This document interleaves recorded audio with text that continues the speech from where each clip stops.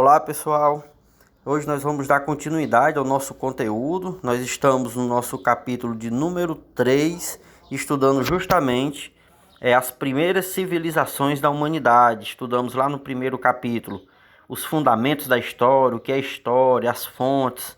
No segundo, o surgimento da humanidade e como a humanidade se espalhou pelo planeta e chegou até o continente americano. E nesse capítulo estamos vendo as primeiras civilizações da humanidade, os primeiros povos que deixaram de viver em tribos para viver em cidades. Nós vimos que os primeiros relatos de civilizações surgiram na Mesopotâmia,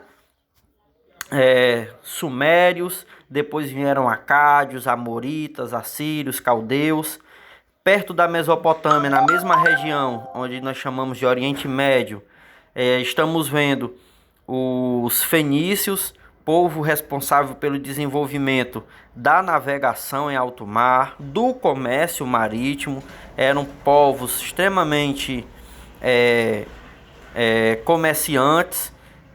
Tanto eram que formaram diversas colônias ao longo de todo o mar Mediterrâneo, na África, na Europa, né? Essas colônias se transformaram em grandes cidades. Os barcos fenícios, a característica, né, eram barcos a remos. Os fenícios, além da navegação e do comércio, desenvolveram também o alfabeto fonético, do qual o nosso é uma cópia, né? As letras representam sons, juntas representam fonemas. Vimos também o povo hebreu, que é o povo que tem sua história narrada na Bíblia.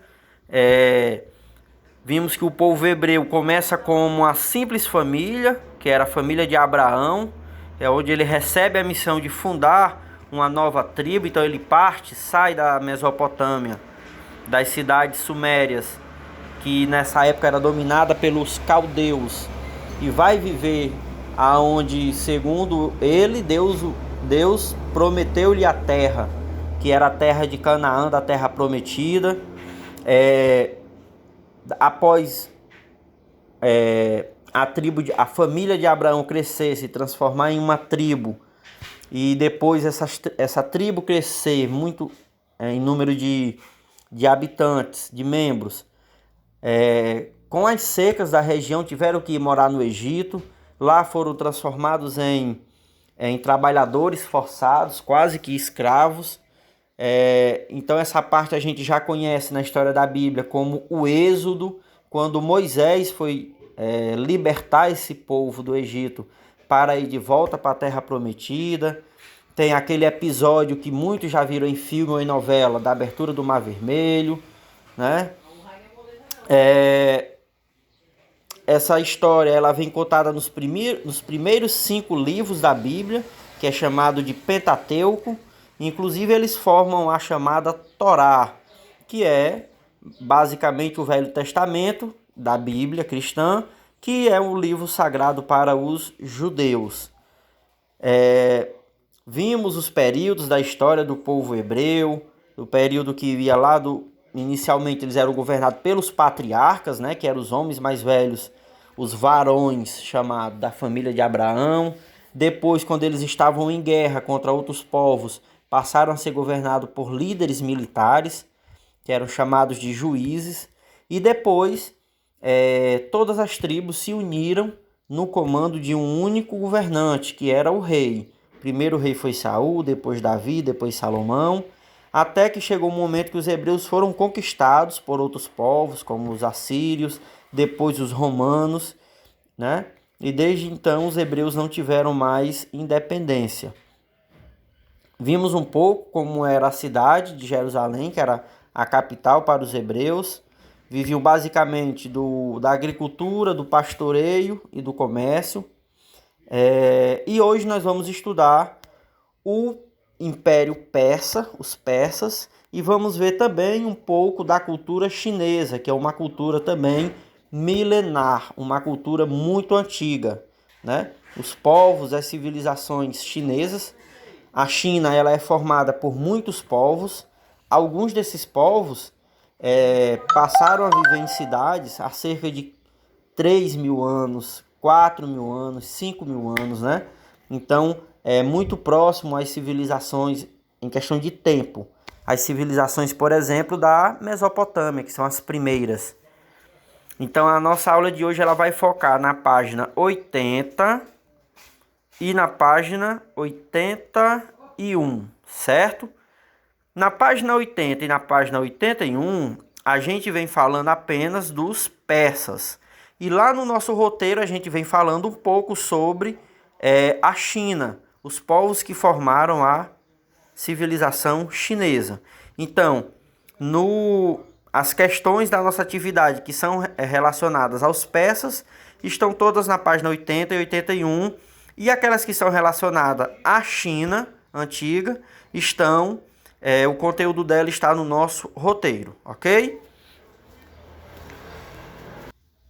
Para que a gente tenha uma boa ideia do que foi o povo persa, basta a gente olhar os povos que nós estudamos até esse momento. Até agora nós estudamos as primeiras civilizações que surgiram na história da humanidade, que nós temos notícia, que foram na Mesopotâmia. Vimos os sumérios, vimos acádios, assírios, amoritas, caldeus, todos na região da Mesopotâmia. Estudamos depois os fenícios e os hebreus, aqui também próximo à região da Mesopotâmia, né? Na região da Palestina, chamado na Bíblia de Canaã, Terra Prometida. E aqui foram as primeiras civilizações, então uma região vasta, não é isso? Já o povo persa, a cultura persa, a civilização persa, chegou a conquistar toda a região, como vocês conseguem ver aqui em destaque, sob a forma amarela. Aqui nós temos a região da Mesopotâmia, também a região da Palestina aqui, com a cidade de Tiro, Jerusalém, os dois pontinhos aqui. Vocês conseguem ver que toda a região que nós estudamos até agora, ela foi engolida, tragada, dominada pelo povo persa, que conseguiu construir o maior império da antiguidade. O Império Persa, ele chegou a seu auge 5 séculos, 500 anos, 400 a 300 anos antes de Cristo, né? Então foi um império gigantesco, o primeiro grande império da antiguidade e um dos maiores de todo o mundo até hoje.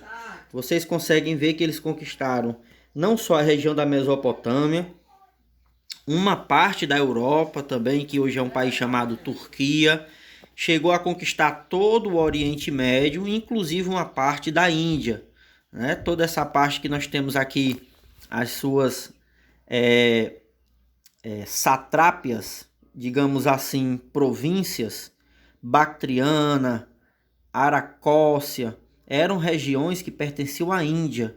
Hoje, né, chamamos de Índia, um país, mas que na época eram muitos outros, cada povo dominava seu território, sua região, não é isso? Seus reinos.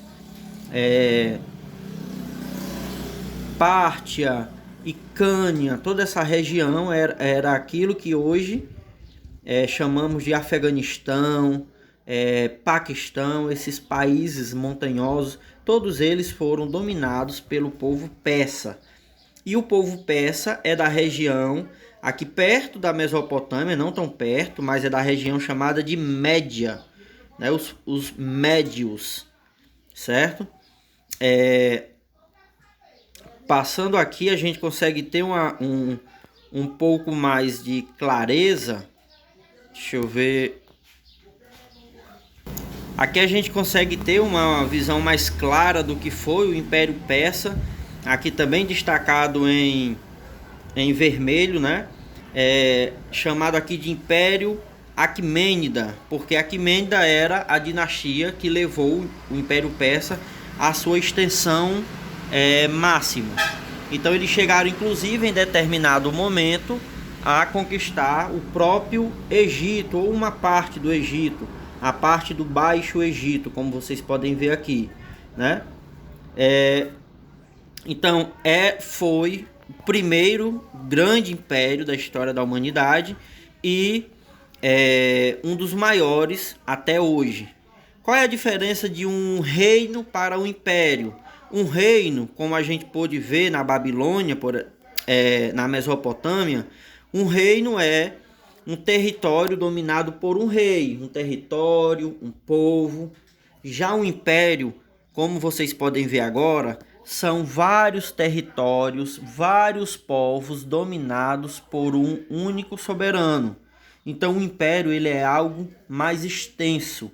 Ao invés de ser um povo dominado, um território, o império domina vários povos, vários impérios.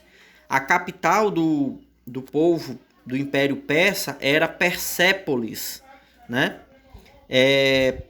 Polis era cidade, né? Cidade persa, cidade dos persas.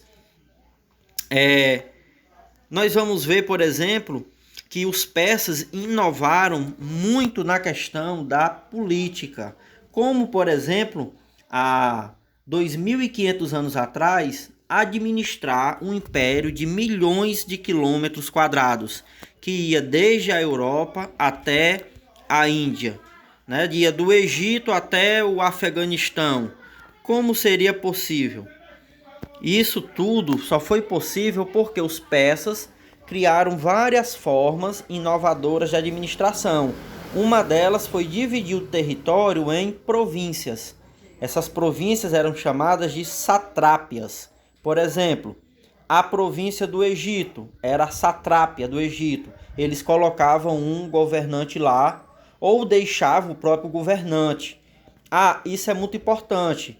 Os persas, eles, para manter o apoio das pessoas ao império daquela região, eles muitas vezes não matavam os governantes nem o rei daquela região, eles deixavam vivos. Eles só exigiam o quê? Que pagasse tributo a eles e que em casos de guerra também devesse obediência a eles, enviasse tropas, soldados, né? Então, por causa disso, por manter os governantes de cada região vivo e no trono, né? Eles conseguiram o apoio de muitos povos que eles conquistavam. Outra característica dos persas é que eles também não obrigavam os povos conquistados a cultuar o deus deles, os deuses persas. Ele deixava cada povo com a sua cultura, cada povo com a sua religiosidade, né? Eles não queimavam os templos. Isso ajudava eles terem o apoio das pessoas que eles conquistavam. E os persas também, pessoal, construíram milhares de quilômetros de estradas para que pudessem estradas calçadas, viu? Inclusive calçadas com calçamentos bem sofisticados. Até hoje essas estradas, muitas delas ainda existem. Só para vocês verem quanto elas são duráveis, para que eles pudessem ter notícia das regiões, das satrápias mais rápido, pudessem, em caso de rebelião, enviar tropas mais rápido, as mercadorias, as rotas de comércio pudessem também ser desenvolvidas mais rápido, certo? Satrápias, estradas, todas são grandes inovações dos persas para poder administrar o seu vasto território. Aqui a gente tem basicamente a mesma imagem. A gente consegue situar aqui o Império Persa, a gente consegue ver a grande extensão que foi do Egito, a Europa, até o Afeganistão e a Índia, como vocês conseguem ver, né? E aqui a gente consegue ver em que região do mundo se situa o Império Persa, ao lado direito superior. Vocês veem que aqui entre no chamado Oriente Médio, porque ele fica no meio entre Europa, Ásia e África, não é isso? Por isso que se chama de Oriente Médio. Então, pessoal, voltando aqui para o livro, agora a gente consegue compreender um pouco melhor quem eram os persas, o que significou o povo persa, o quanto eles inovaram, o quanto eles foram poderosos. Inicialmente, os persas eram uma série de tribos, né? Aqui o livro vem trazendo eles como um povo nômade, há cerca de 1200 anos antes de Cristo, um povo nômade que vivia em toda essa região aqui, chamada Média. Eles ficaram situados nessa região, essas tribos, e por volta de 5 séculos a 6 a.C., o governante Ciro, chamado de Ciro o Grande, conseguiu unificar todas essas tribos, né? Ciro, juntamente com seu filho, Dario I, e seu neto Ciro o Grande também, Ciro neto do primeiro unificador do povo persa, eles expandiram, né, os domínios do povo persa por toda a região, né? A região aqui que se espalha pela Índia, pelo Afeganistão, pela própria Mesopotâmia, conquistou toda a região da Mesopotâmia, conquistou as cidades aqui que faziam parte da Fenícia, conquistou o povo hebreu, né? Conquistou os povos da Europa e conquistou também o Baixo Egito. Então, eles conseguiram, de forma assim, extremamente habilidosa, criar um império, não só pela guerra, pessoal, porque uma coisa é conquistar e outra coisa é manter o domínio sobre aquela região. Eles conseguiram manter o domínio como? Conseguindo apoio, como eu já falei. Como era essa forma de apoio? Eles não matavam os reis, geralmente, muito difícil, desde que a pessoa aceitasse a ser dominado por eles, ou seja, pagar tributos e, em casos de guerra, enviar soldados, certo? E eles também não destruíam os templos das religiões dos povos que eles conquistavam. Então isso fazia com que as pessoas apoiassem, né? Não se manifestasse contra o domínio persa. E outra questão muito importante foram as estradas. A divisão do império todo em satrápias. Como a gente já viu, cada província era uma satrápia, tinha o seu governante que devia obediência ao imperador persa, pagando impostos, pagando tributos, enviando soldados para as guerras. E também eles conseguiram fazer extensas estradas. Aqui a gente tem a Estrada Real de azul e estradas diversas em vermelho. E vocês conseguem ver, olha só, a quantidade de estradas em vermelho, né? Cortando todo o império, chegando até a capital Persépolis, né? Depois primeiro a capital persa foi Persépolis, depois passou a ser Babilônia, né? Mas vocês conseguem ver todo o império cortado por essas estradas, milhares e milhares de quilômetros. Para quê? Para que fosse mais rápido eles saberem das notícias, enviar tropas em caso de rebelião, desenvolver rotas comerciais, né?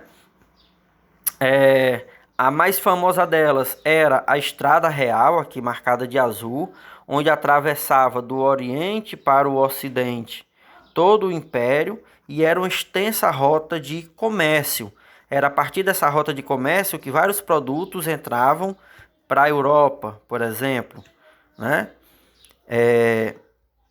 A escrita do povo persa era escrita cuneiforme.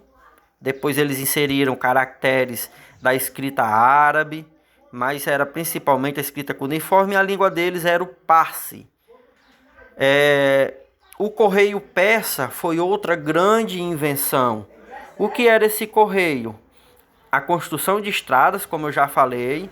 A cada distância tinha um posto guardado por soldados, que com cavalos, água e comida. Então, quando uma mensagem tinha que ser enviada, era mandado um cavaleiro até o próximo posto. Lá esse cavaleiro comia, descansava, pegava outro cavalo que já estava lá esperando, passava para o outro posto a alguns quilômetros de distância, parava, comia, descansava, pegava o outro cavalo descansado e assim ele rapidamente ele cruzava o império inteiro. Isso era o correio persa, a primeira forma de correio criado na humanidade.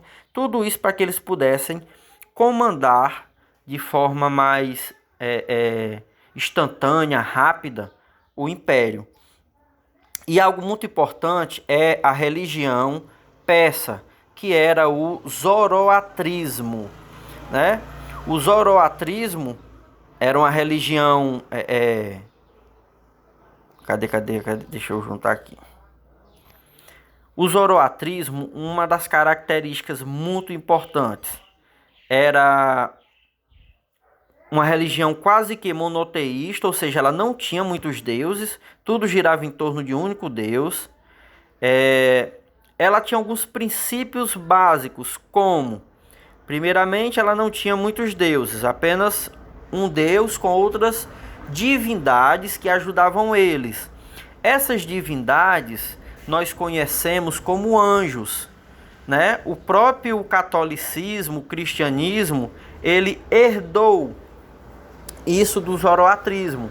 Foi a primeira religião que falou de anjos, pessoas ou seres que ajudariam a Deus, né? Então, o zoroatrismo ele é 600 anos mais antigo do que o cristianismo, a crença em Cristo. Então, o cristianismo ele herdou, pode-se dizer, né? Melhor do que copiar, ele herdou do zoroatrismo essa crença em Deus. Outra questão também do zoroatrismo que o cristianismo herdou, a crença no céu e no inferno. Que as pessoas boas vão para um lugar melhor que é em cima e os maus vão para um lugar ruim que é embaixo. Essa crença entre céu e inferno, ela era também uma característica do zoroatrismo que o cristianismo, né, herdou. Todo mundo que é cristão, ele já ouviu falar ou acredita em céu e inferno. Demônios também faz parte do zoroatrismo. A crença entre... tudo no zoroatrismo é dividido entre bem e mal, né? Não tem meio termo. Tudo é dividido entre bem e mal. Ou você é do bem ou você é do mal. Ou você vai para o céu ou você vai para o inferno, né? Se você tem boas ações, vai para o céu. Se você teve mal ações, vai para o inferno, né? Então, o fundador do zoroatrismo foi um filósofo, Zaratustra. Aqui o nome dele, olha só, Zaratustra. E de acordo com a religião, como vem dizendo aqui nessa caixinha, existia um deus principal, Ahura Mazda, e seu irmão gêmeo opositor, Ahriman, que equivale aqui a Deus e ao demônio, né? Ao diabo. Cada pessoa teria liberdade para escolher entre o bem e o mal. Se optasse por fazer o bem, seguiria a máxima zoroástrica, bons pensamentos, boas palavras e boas ações. Seria recompensada ao morrer com o reino de Ahura Mazda, que era equivalente ao céu, cheio de luz e bondade. Se escolhesse o mal e alimentasse os sentimentos ruins, seria condenado ao reino das sombras, morada de Ahriman, que seria equivalente ao inferno, né? Vem também dessa crença do zoroatrismo vários outros elementos de outras culturas que não é a cristã, como a leitura de mãos, muito comum entre o povo cigano, o povo do Oriente, a leitura de mãos, a adivinhação do futuro, né? Várias questões de signo, numerologia, né? Identificar as questões da vida de alguém a partir dos números, data de nascimento, a questão também dos astros, também vem do zoroatrismo. Você ler a vida, a trajetória de alguém a partir do dia que ela nasceu, de como estavam os planetas naquele dia, tudo isso vem do zoroatrismo. E aqui nós temos o significado de algumas palavras-chave, como as satrápias, as estradas, a estrada real e a cobrança de tributos. vale a pena, é necessário vocês lerem esses pontos, porque são os pontos que cairão com certeza na nossa próxima prova, né? Agora a gente vai passar para o nosso roteiro e ver um pouco sobre a cultura chinesa. Como eu falei, para a gente estudar um pouco mais sobre as civilizações antigas, a gente vai passar agora para o nosso roteiro, que é onde a gente vai ver um pouco sobre a cultura chinesa. O livro não traz, né? O livro encerra nos persas. E a gente vai trazer também um pouco da cultura chinesa. Então, no nosso roteiro de aprendizagem, a primeira parte, ele vem falando aqui sobre... Nós não vamos mais, não precisa a gente ver, que é sobre os persas, sobre a religião, que era o zoroatrismo, né? Mas na segunda parte nós temos a China, né? Lá no extremo oriente. Aqui no canto superior da imagem dá para a gente ver mais ou menos em que região do planeta está situado a China. A China ela é o terceiro, em questões de território, o terceiro país com o maior território geográfico do mundo. Primeiro vem a Rússia, depois o Canadá, depois a China, depois Estados Unidos e Brasil. Então, um território imenso, né? Inicialmente a China ela era uma massa, uma quantidade de povos, centenas, se não milhares de povos e tribos enormes, né? Essa região ela foi ocupada por volta de pelo menos 7 a 5 mil anos antes de Cristo. Essas tribos ocuparam essa região, né?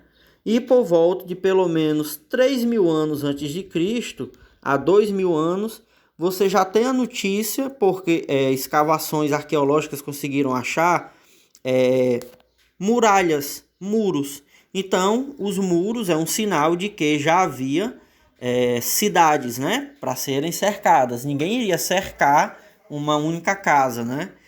Então, as muralhas já revelam que em cerca de 3 mil a 2 mil anos antes de Cristo, esses povos já haviam sim construído suas primeiras cidades. E é muito interessante que, assim como na Mesopotâmia e em todos os outros lugares, os povos da cultura chinesa eles se unificaram em torno e construíram suas cidades e toda a sua civilização nas margens de rios. Principalmente o primeiro deles, chamado de Wanghe, que é o Rio Amarelo. Existem dois grandes rios na China, o Rio Amarelo e o Rio Azul, que é chamado também de Yangtze. O Yangtze ele é, se eu não me engano, o terceiro maior rio do mundo, só perde para o Rio Amazonas e para o Rio Nilo, né? Depois vem o Rio Yangtze na China, e o Rio Amarelo ele é também um dos maiores rios do mundo. Então, as primeiras cidades surgiram nas margens do Rio Amarelo. E o porquê disso? A gente já viu que as primeiras civilizações surgiram sim nas margens do rio, no caso aqui a civilização chinesa, porque os rios eles davam água em abundância, para irrigação, também para a criação de animais.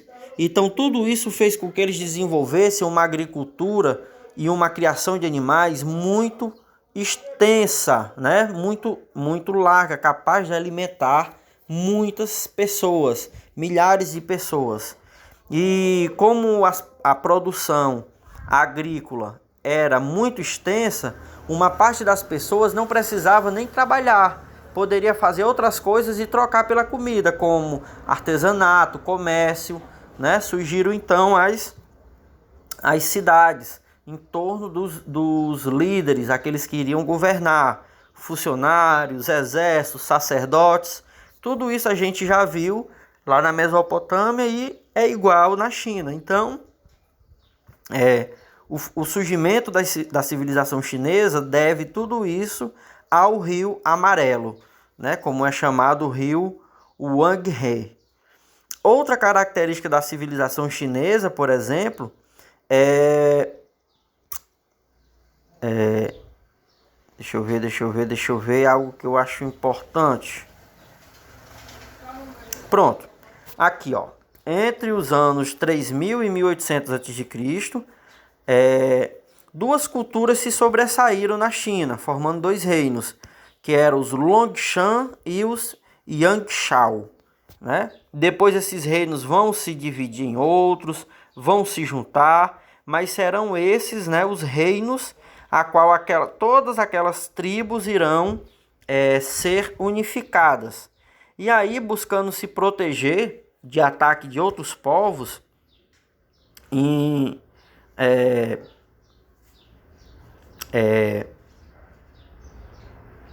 a China, os governantes chineses, os imperadores, eles construíram algo que nunca tinha sido construído na história da humanidade. Eles começaram a construir uma muralha, não protegendo ou cercando uma cidade, nenhum povo, nenhum território, mas sim todo o país, né? A muralha da China, ela foi iniciada Ela foi iniciada mais ou menos em 220 antes de Cristo. Foi construída grande parte dela. Todos os outros imperadores que vinham, sucessores ao primeiro imperador da China, que foi quem deu início. Licença. O primeiro imperador foi o Wang Xintin.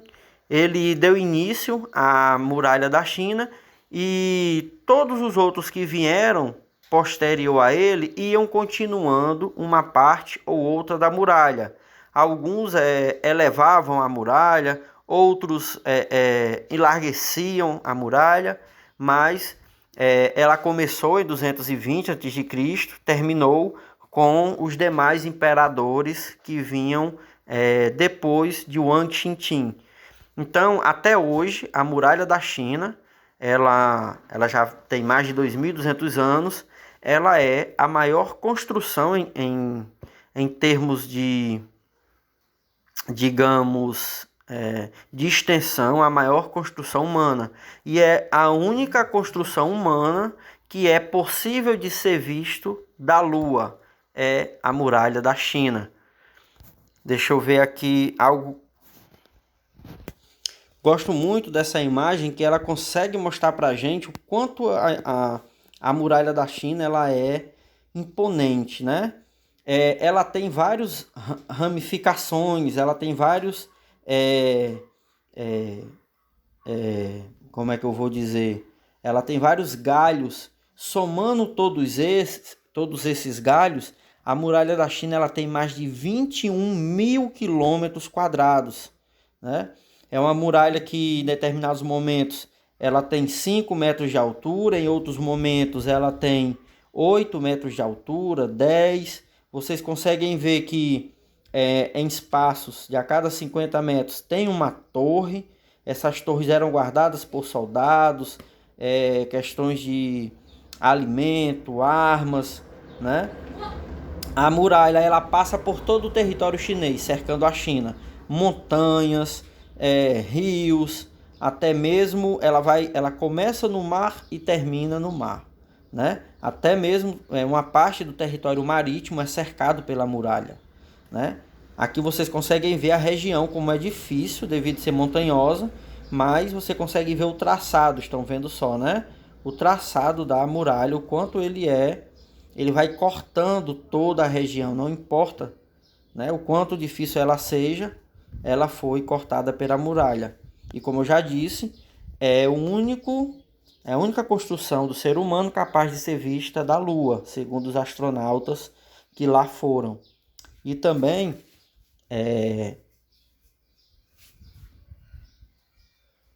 sim, não é difícil da gente acreditar nisso, né? Sabendo que a China é o terceiro maior país do mundo, maior até mesmo que o Brasil, em questões de território. Então, Além da Grande Muralha, algo muito importante também sobre a cultura chinesa é a religião chinesa. Junto com o budismo, há na China né, a sua forma de religiosidade. Ela é muito mais uma filosofia, ou seja, um padrão, um conjunto de comportamentos e ações que foi criada por Confúcio, que foi um filósofo chinês. Essa religiosidade ou essa filosofia, ela é chamada de confucionismo, né? O Confúcio, ele era um filósofo do século 6 a.C. Ele foi professor de reis, imperadores, e ele criou um padrão de comportamento para o ser humano seguir, baseado na humanidade, justiça, rituais, conhecimento, integridade, lealdade, piedade final, continência, honestidade, bondade, perdão, juízo e senso de certo e errado, bravura, amabilidade, gentileza, respeito, frugalidade, modéstia e discrição. Então o ser humano deveria seguir esse padrão de comportamento, né? E o ser humano que seguisse esse padrão de comportamento, ele viveria bem e ao mesmo tempo morreria bem, né? Ele seria lembrado pelos que ficassem. Ele não seria esquecido pela pessoa honesta que foi, né? Então o confucionismo foi essa filosofia chinesa que foi por muito tempo a forma de religião existente na China, né? Nós temos o Kung Fu Tzu, que né? Aliás, o Confucio Tzu e o Kung Fu Tzu e o confucionismo, eles são... cadê? Aqui, né? São um padrão de pensamento, né, que guia o comportamento das pessoas. Como devemos nos comportar? Toda religião não ensina isso. No caso da China, quem ensinava isso era como se fosse uma filosofia, né?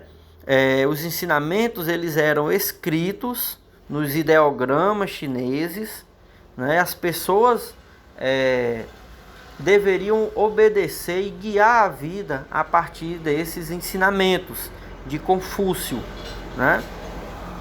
Havia monges que eram pensadores, né, filósofos, que eram, depois da morte de Confúcio, aqueles que pregavam essas ideias, os princípios da justiça, da honestidade, da bondade, da bravura, quando fosse preciso.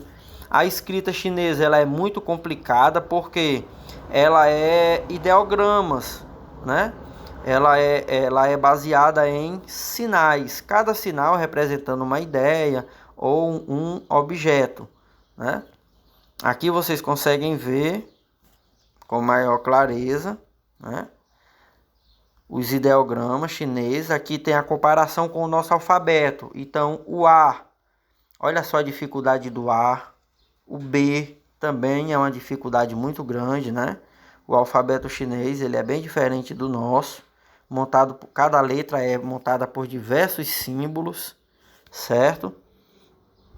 E também é importante dizer que, diferente da nossa escrita, que a gente escreve da esquerda para a direita, na escrita chinesa, a escrita é feita de cima para baixo. Você lê de cima para baixo, né? De cima para baixo, sempre. Então, essas são as principais características, os ideogramas que formam a escrita chinesa, o confucionismo, que era a sua forma de... Aliás, foi, né, e em certas partes da China é até hoje sua forma de religião. Também na China houve, depois do confucionismo, uma expansão muito grande do budismo, que é uma religião que surgiu na região da Índia, que é vizinha à China, né? Então o budismo e o confucionismo eram as duas grandes religiões da China. a Grande Muralha da China, como nós vimos, e a importância do Rio Amarelo para o surgimento das civilizações chinesas, que nós vimos que as duas principais civilizações a surgirem na China nesse momento foram as dinastias de Longshan e Yangshao. Muito bem. Feito isso, nós temos a nossa atividade, que são algumas questões. Nós temos uma questão do livro, que é a questão 6, lá da página... Cadê?